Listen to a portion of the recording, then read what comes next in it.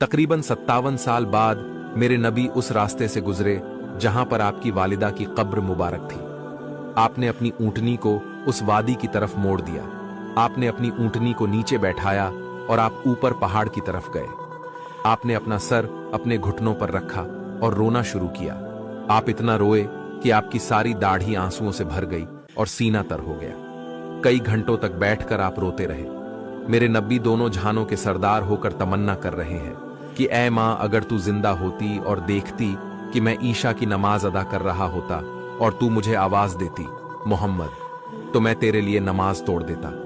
तो मेरे दोस्तों, अपने माँ बाप की इज्जत किया करो। मेरे नबी ने इरशाद फरमाया कि अल्लाह की रजा माँ बाप की रजा में है और अल्लाह का गुस्सा माँ बाप की नाराजगी में है।